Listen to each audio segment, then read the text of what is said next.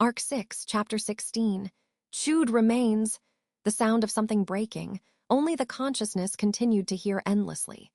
Bones were being chewed, gray matter being flattened, eyeballs cracking, the liquid therein contained overflowing. The cranium, the bones of the head were being crushed. The important part on the inside was thoroughly overwhelmed by the pressure of sharp fangs, and it was clear that it was all turning into a pulpy mess. Gray matter and spinal fluid flowed out together, mingling with an unknown yellow liquid pooling on the forehead, where blood vessels with the appearance of a thin mesh were torn apart, causing red blood to gush forth. With all of that joining together, consciousness and memory transformed into flesh-colored vomit. Pain, there was pain. Trouble breathing, too. The pain in his head creaked like it was splitting his cranium apart, and thinking so, his consciousness bitterly smiled. That splitting was not what this was all about. There was nothing left to split, and everything important was already smashed. Besides, even with the part that registered pain having been squashed, so what was left to say, even? The organ that accumulated memories and was used for thinking, the brain, had been destroyed. The parts necessary for maintaining life in the first place had been completely ravaged. What would occur after that happened? Once such a thing took place, humans would experience death. So naturally him too, stranger, Barusu, get yourself together. Grabbed by the scruff of its neck, the intensely muddled consciousness was forcefully brought into light. The first thing he felt upon returning was someone's voice close to his ears, scolding him with a stern face. The voice was not only accompanied by the trembling of sound, but also by a slight feeling on his face as if it had been slapped. Stranger, Barusu, if you do not get up, I will burn off your eyelids. Subaru. Hick. With his sleeping mind hearing that terrifying statement, his consciousness rapidly rose to the surface. As the voice called and dragged it out of that dark world, his consciousness passed through a suffocating environment that appeared like the surface of water. And so, opening his eyelids before they were scorched by flame. Stranger, Barusu, are you awake? Subaru. Immediately he encountered Ram's face in front of him, her light crimson eyes narrowed. He could hear her breathing, unless they looked at one another from close range if he raised his mouth a bit. Of course, such colorful situation could not exist. The reason Ram was leaning down so close was because the surroundings were so dark that they could not see each other's faces unless they took a look from up close. That was all there was to it. Upon becoming aware of Ram in front of him, his sense of touch began registering the feeling under his buttocks immediately, among others. Fine particles of sand rolled out from atop his body. Subaru had been lying spread-eagled on the sand sea. With a breath, air leaked out of Subaru's mouth, and Ram seemed to stare deep into his eyes for a short moment. And then slowly, with the other hand, she shined a lantern upon his body. From the girl's hand, an orange light cut through the darkness, and Subaru understood that he was still trapped in the labyrinth of sand. No, he understood he had returned by death. Subaru. Looking around the darkness, Subaru gradually remembered what happened. The shock at the moment of death was always vivid, and there was nothing to indicate he had gotten used to shaking off the memories at all. Immersed in the trembling field of his memories, he struggled to remember the meaning of his certain death, and Subaru's last moments grazed past his fingertips as he remembered it. Subaru.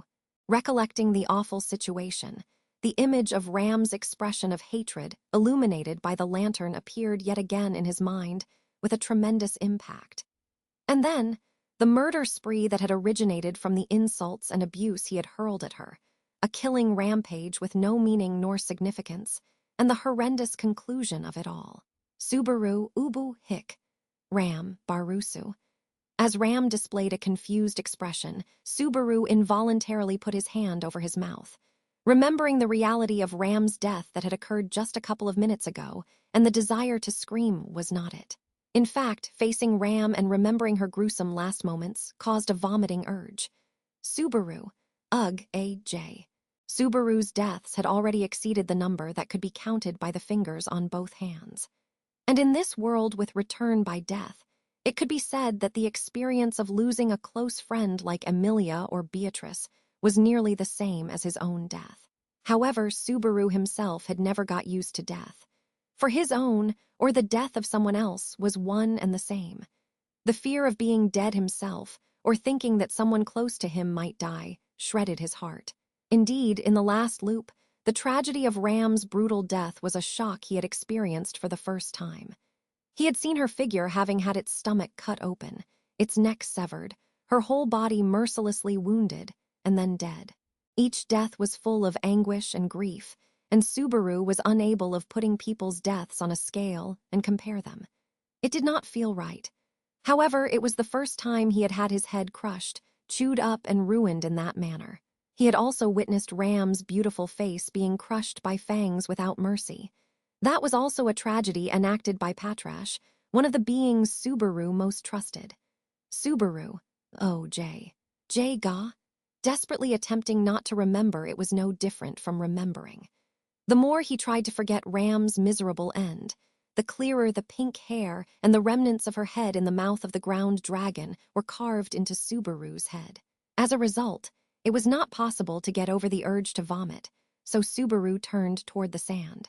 However, his throat and stomach had yet to recover from the impact of having returned by death, and so they just cramped, not obeying Subaru's will. Subaru, Ram, is this just because you woke up suddenly? Miserable? Tackling the ground, he desperately attempted to vomit the contents of his stomach, but nothing exited.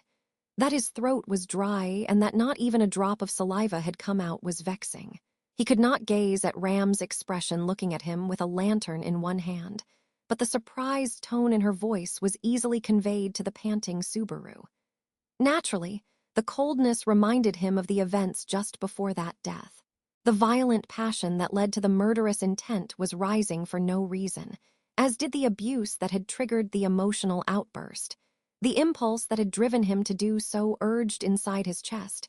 It was dreadful. However, Ram, do not bite down, Subaru. Hick! With that sentence of preamble, Ram sat down beside Subaru and lifted his chin.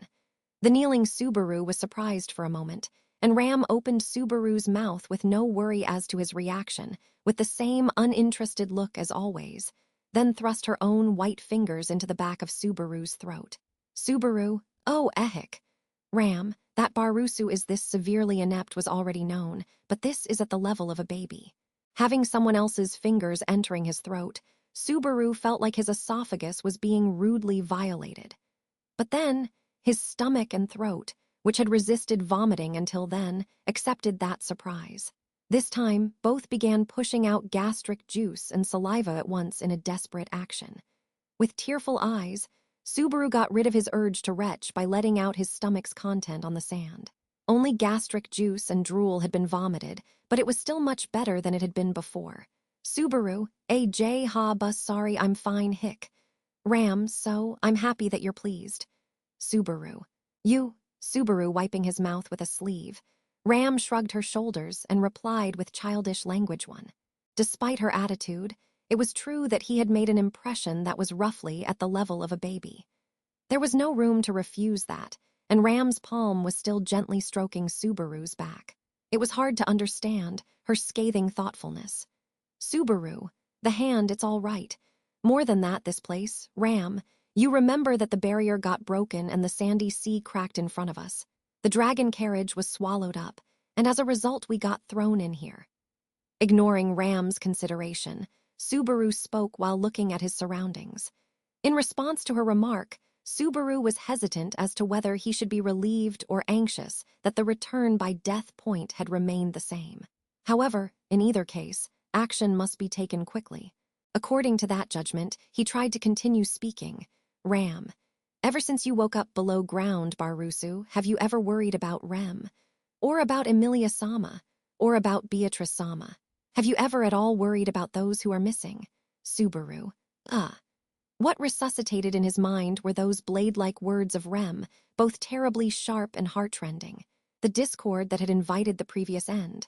The situation where allies killed one another was obviously abnormal. He must come back to his senses, but recalling the situation, it was hard to imagine that he had been in a normal state of mind. In the first place, the trigger was abnormal. It was absurd that something such as negative emotions had been amplified and evolved into the exchange of insults, and then into mortal combat. Ram! Barusu? Ram tilted her head at Subaru's visage, as his words would not come out. The last time they had talked, discord sowed by an aberrant situation had followed suit. So, of course, there was no meaning in being concerned about the words Ram had spoken in such a state, but it was inaccurate to say that everything that had been said was a lie. The fact was that the dissatisfaction and indignation Subaru had felt towards Ram had not been fake, but true. Even though they had been augmented to a point that they would not have in normal circumstances. But it was not that everything had been untruthful. Then, it was also true that Ram had held some inexpressible discomfort over the fact that Subaru's attitude seemed like he had no concern regarding about Emilia and the others. If consideration were given to that feeling, Subaru should be worried about Emilia here in any shape. Actually, he was worried, so it was not a lie to act that way. However, he just knew that he could not do anything about the target of his worry. Subaru. At this time, yes, at this time, did Subaru realize that he was at a loss for words for that. He knew it was necessary to avoid conflict, but still hesitated to deceive Ram by lying. Worrying about his peers and deceiving others by being calculative, disgusting, it was. Naturally, that hesitation had to be swallowed down. It was not worth getting someone displeased for that reason. Subaru, that, everyone, Ram, it is useless to blame yourself so much. There is no point in pursuing who is responsible. There should be something else to give priority to, rather than wasting time like that. However, before Subaru could speak his words of worry, Ram reached her own conclusion on Subaru's feelings. That being said, she had misread the serious expression in Subaru's face. That was something rare for Ram's insight. She would sometimes say and do things as if she could see through people's hearts. Her error here was evidence that she was impatient deep down inside. Ram. Besides, we have already wasted time with Barusu's vomiting. Of course, Ram would never display such stormy behavior of her own heart.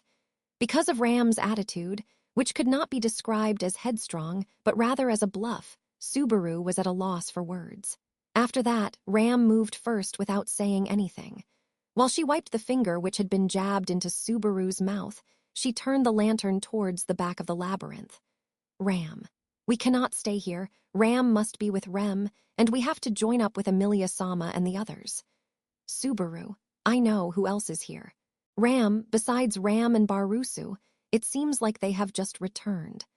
With Ram glossing over that confirmation, she turned back, and he followed her words and gaze. Coming from the other side of the maze with a swaying, flickering light were Anastasia and Patrash. Subaru's eyes shook slightly as he gazed at the jet-black dragon that melted into the dark. That dignified and ferocious, beautiful face, illuminated by the flickering orange light. A row of fangs that could be mistaken for blades were present within that closed mouth, which had crushed the girl's head, which had even crushed Subaru himself all of a sudden. That would not occur in normal circumstances. Subaru. Am I an idiot? No, I am definitely an idiot. Clenching his teeth, Subaru tried to stifle his fear. In that abnormal friction, the murderous intention that had been directed could not be genuine. The experience of being killed by Patrash was carved into Subaru's heart as a scar that could not be healed. Still, Subaru had supposedly been faced with existences that had murdered him time and time again. Subaru.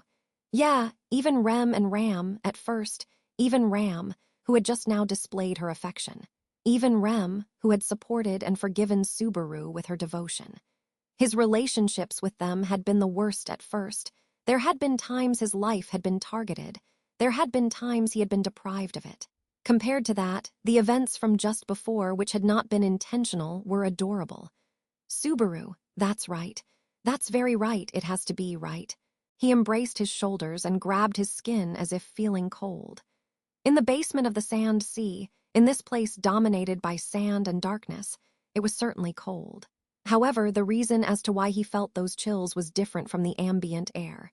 Anastasia, Natsuki-kun, you seem to have woken up. Ram, with some assistance, so how is the vicinity? In front, Ram and Anastasia were talking. They should be fine-tuning a strategy for conquering this labyrinth of sand based on the information they had just obtained. Originally, Subaru had blended in there, with many things he had to communicate. But now, the priority was to calm his mind and to stop the quaking of his knees. With return by death, the events and impacts immediately before death should have been left behind. But even if he tried to quench it, the fear emerged, and the passion of that moment revived. Subaru kept resisting, endlessly so, as to disperse those feelings. Subaru.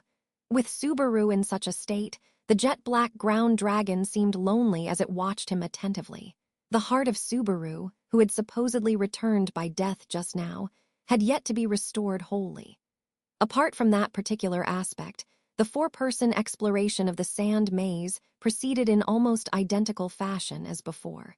In search of their allies, the group headed by Subaru slowly moved in the cold darkness. With the lantern lighting up the corridor, the journey was slow and frustrating, keeping an eye for any shadows lying along the road. Subaru. Truth be told, Subaru wished to skip this checking process. Subaru had gone through this way twice already.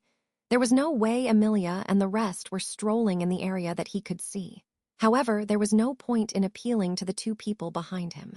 There was no defense to the argument that it was something that had been overlooked. As a result, the frustrating march did not pick up its pace. Subaru's impatience only rose as time went by. Anastasia, everyone else's probably okay in our case, were just barely in luck to have Patrash Chan here. Subaru and Ram. Anastasia, if you think about it, it be hell to have no ride in the sand sea.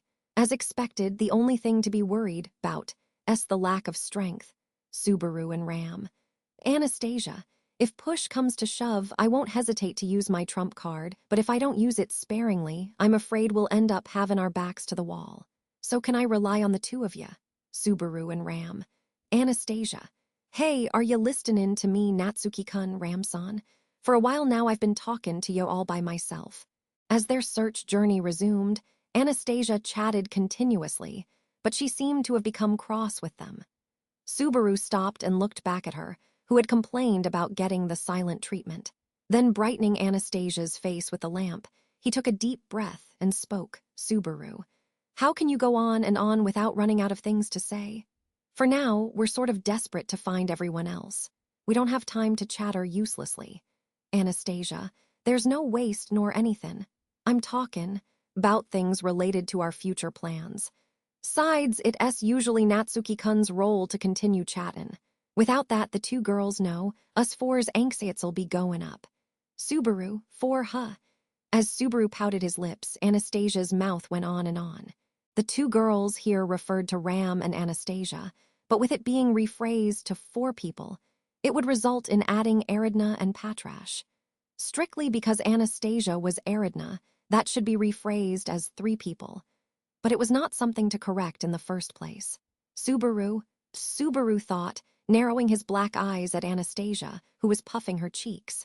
The real Anastasia was dormant, and now Aridna was donning her appearance. Even so, her behavior had become so familiar, it seemed as if she had blended in. It was unfortunate that, independently of which one of them was in control, it was still impossible to see through her facial expressions, words, and behavior to see her true intentions. In the disagreement that had culminated in them killing each other last time around, though he was conscious about Ram and Patrash because of how horrifying that ending had been, Anastasia's attitude also brought forth a sense of discomfort. Ram's enmity and Patrash's attack were easy to understand. The two had apparently gone crazy. However, at first sight, it was hard to judge whether Anastasia had fallen into insanity, and whether what had laid within her heart had been indiscernible until the very end. Of course, due to their difference in strength, Anastasia had been slain by Ram, but her cunning was dangerous.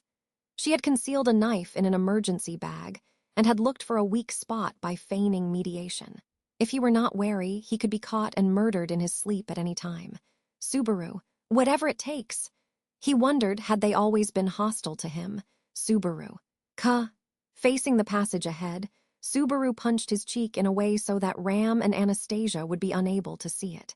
His mouth was cut with that unrestrained blow, and he felt a sharp pain as the tip of his tongue became acquainted with the taste of blood.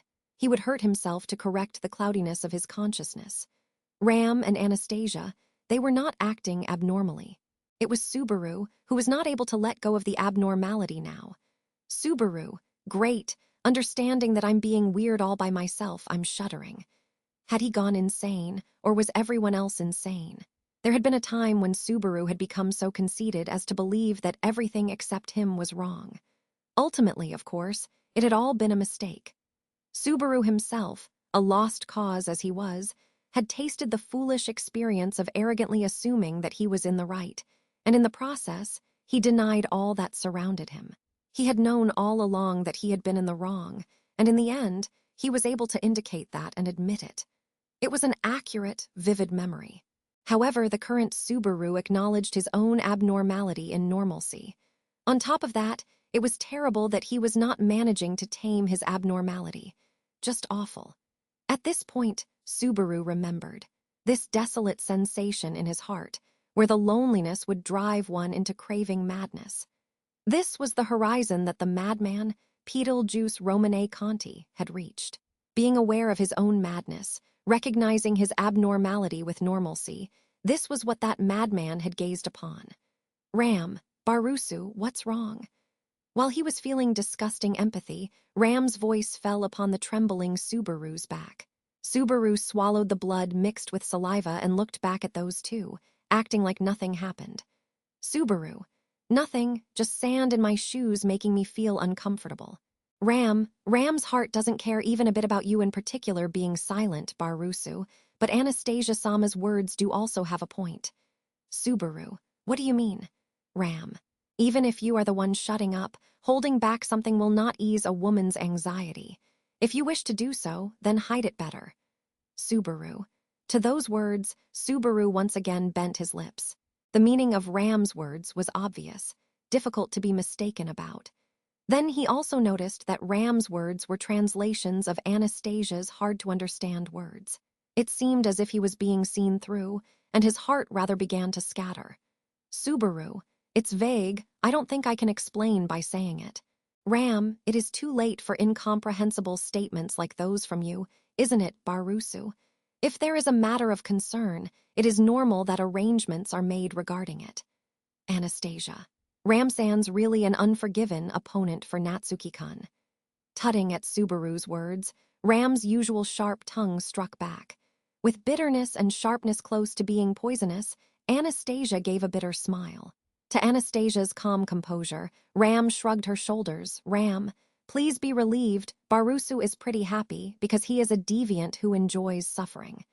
Subaru, the fuck are you talking about? Why on earth are you judging on what I am? Don't turn me into a punching bag so freely, okay? You know what? You can only hit someone if you're prepared to be hit yourself, yeah. Ram, HMPH. Snorting her nose, Ram's attitude was almost that of her usual self. Unlike Subaru's mood, that she had already been able to return to her self-indulgent self was envious and hateful. He felt disgusted just for thinking so. However, even though they were having the usual chit-chats, the shade of the shadows of discord would be dimmed like this. During his daily life with those girls, that had undoubtedly been the light that Subaru had created. Subaru, if I somehow explain something that's difficult to explain, I'm just a little paranoid now. Ram and Anastasia. After putting into words, it sounded more futile than he had imagined. It was no wonder that Ram and Anastasia both had bent their lips in response to that. Patrash. Looking at her, even Patrash seemed to be somewhat taken aback. For Patrash, who was clever and able to discern the reason behind things, it was possible that she regarded Subaru as good for nothing now. Rather, if she gave up on Subaru and replaced him with a proper owner, it would be way better for her. Actually, he felt like even Ram and Anastasia were better at handling Patrash. If she believed him to be a hindrance, it was only natural that she would open her fangs wide towards Subaru. Stop, Anastasia. I understand it's more serious than first thought, given how stupid it sounds. Anastasia commented on Subaru's self-deprecation as he stared at Patrash. Upon their realization that the reason was ridiculous, relief and anxiety simultaneously increased. In other words, one of their options was to eliminate Subaru. Before that happened, still Subaru, I really am a pain in the ass. Anastasia. Perhaps it'd be easier if we tied him up and carried him for real, no? His face turning red then pale as his face contorted into several different expressions on its own. Anastasia threw in the towel regarding Subaru. Ram curled her eyebrow at Anastasia's observation, thinking out loud. However, Ram, even if we do tie up Barusu's hands and legs, it would not solve the situation at its core. Subaru, don't use such strong words. You might make an enemy out of me. Ram, it is not that much of a big threat, but Ram does not wish to turn herself into an enemy of Emilia Sama and Beatrice Sama. I would not be able to face Rem again. As Ram was ruminating, Subaru struggled not to harbor any hostility towards her. While fighting such emotions, there was in fact something he was wondering about. In reality, there was nothing to think about in this situation. However, now that they had embarked on a journey to reach Pleiades' watchtower, having returned by death twice now in that maze of sand, a question had to be asked. When it came to the matter of Ram reacted awfully sensitively. Subaru? Of course, for Subaru, it was a good sign that Ram cared about Rem. For Rem, who had been erased from everyone's memory other than Subaru, only Subaru held a two-way bond with her. Although it certainly caused a special feeling in Subaru, but it had no meaning in a practical sense. As for Rem's circumstances of isolation, Ram was trying to get closer to her family as much as possible. Of course, no memory of Rem remained in her. That sad fact he had come to learn over the past year. On the other hand, however, there was no doubt that Ram accepted the existence of another girl like herself. Rem, more seriously than the truth Subaru had informed her of. And apparently those feelings were so much beyond Subaru's imagination that perhaps the actual feelings were being brought back to Ram. That could be seen from the explosion of discontent in the previous loop within the labyrinth, which had triggered the outburst for Subaru's lack of consideration. She did not remember. Yet, Ram's feelings were comparable to what he could remember. The feeling was deeper than what Subaru had believed it to be. But in reality, was that all it was? Ram, disgusting. Subaru, no, it's not disgusting. Not looking at you with those eyes. You're being paranoid. Ram, have you gotten yourself up on a pedestal? There is no use. Subaru, if I'm on a pedestal, aren't you putting yourself on a Kamidana too and looking down on others? Ergo, it was safe to say that the relationships had not deviated from their routine of light-hearted conversations, even though the mood could change instantaneously, and those warm feelings could turn into cold-hearted hostility. For the time being, they could not help but not hate the other. Anastasia, be careful bout Natsuki-kun's behavior. I wonder what's the cause. Ram, did you also notice that, Anastasia-sama? Anastasia, well, seems that Natsuki-kun's obviously affected to some extent. I think. Subaru was being invaded by the paranoia of suspecting anything and everything. Ram and Anastasia looked at each other as if they had an inkling of what was going on with him. Rather, only Subaru knew the real reason. With the perception and insight the two had, they were becoming even more wary. Alas, it was clear that Subaru's every move was being carefully observed to an annoying extent as they were conversing. Subaru, annoying, I'm an idiot. Anastasia, did you say something? Subaru, just the extent of my stupidity. So what do you think? As he wrapped his head about his own sensibilities, Ram and Anastasia's heads puzzled over it three. Then, in response to Subaru's question, they both turned towards the front. By looking ahead according to that movement, it was plain to see what was meant by that. A fork had appeared in front of their eyes. Anastasia, I felt a disgustin' wind flowin' in for a while now I realize why. Ram, this bad wind invokes discord. As Meili described it, Barusu's body odor seems to summon witch beasts. And by nature, their affinity is bad, no, I wonder if it's good. Subaru, do you know what this disgusting feeling is? Ram, multiplying Barusu's present condition with Barusu's body odor would yield the same. Subaru, don't say body odor so many times. In the past 2 loops, they had unanimously agreed on the bad feeling subject. Then, Subaru's current physical condition and present circumstances were intertwined. Thus, a different opinion was born. Ram and Anastasia looked at each other and nodded together. Ram and Anastasia. Miasma. Subaru. The witches, huh? Then going ahead would mean, Anastasia. Though I ain't sure, it's a well-known fact that the witch's shrine lies beyond the sand dunes. Oh, and since the distortion of the sand sea's been solved, and it's now connected by some accident, Ram. It turned out to be an unexpected shortcut, something like that. And because of that, it had been determined that the cause of their souls becoming corrupted, and the discord that had been stirred up, concluding in having them killing each other, was the miasma. On top of that, Anastasia pointed it that way with an ironic smile, speaking of the possibility of a terrifying existence. A two-way fork, with miasma drifting from the right, and the centaur's lair on the left. Of course, he intended to smoothly explain the threats lurking in the road to the left after this, but for the time being, which way should they go? Anastasia. So, which way do you think is the right answer? At Anastasia's question, Subaru and Ram exchanged glances, but without the slightest deviation in their voices' synchronicity, they spoke. Subaru and Ram. Left, that was how it went down.